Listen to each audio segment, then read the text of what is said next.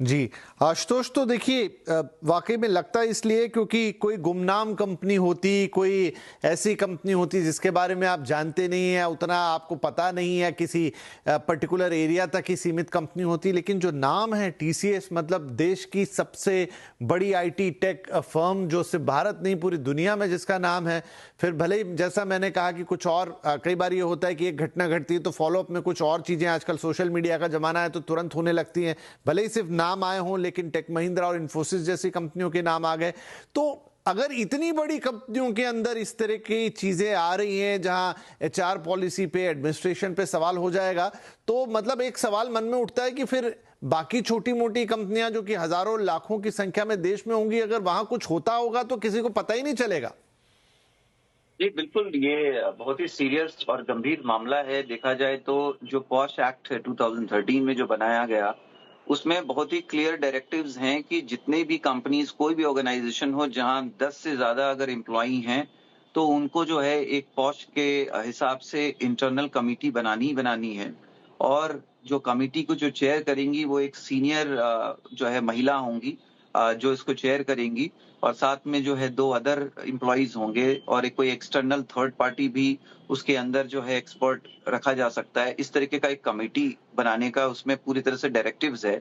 और ये कमिटी जो है इस तरीके के जो कंप्लेंट्स होते हैं, लेडीज़ के, महिलाओं के जो कंप्लेंट्स होते हैं, उस पे जो है एक्ट करेगी और 90 दिनों में उनको डिसाइड करना है इस तरीके के सीरियस मामले में।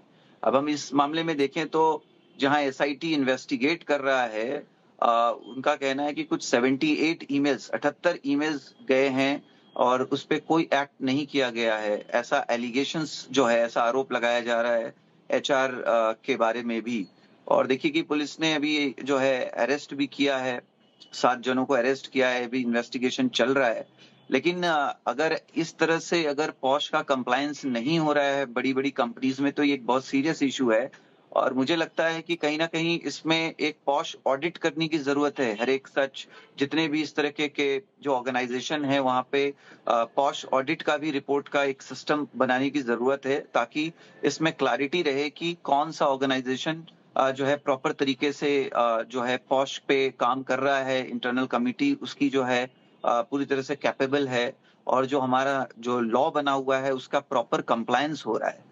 क्योंकि इस तरह से देखिए यहाँ पे तो सिर्फ़ उसी से रिलेटेड नहीं, और भी बहुत तरीके के एलिगेशंस जो है लगाए हैं इन्फॉर्मेंट्स में ने। और देखिए पॉश में ये भी है कि हर तरीके से जो इन्वेस्टिगेशन है वो कॉन्फिडेंशियल रखना है। चाहे वो कंप्लेंट करने वाला हो या फिर जिसके ऊपर कंप्लेंट फाइल किया गया है, दोनों का जो डिटेल्स है वो बिल्कुल कॉन्फिडेंशियल रखते हुए डिसाइड करना है पॉश को। लेकिन हाँ, लोगों को भी ये समझना होगा कि सिर्फ इंटरनल कमिटी पे डिपेंड होकर के नहीं चलेगा, क्योंकि अगर सीरियस मामला है तो उनको जो है इस तरह से अथॉरिटीज़ को भी इन्फॉर्म करना होगा। और ये काफ़ी टाइम से चल रहा था और काफ़ी साल इसमें बीते हैं, तब जाकर के ये कंप्लेंट फाइल हुआ है।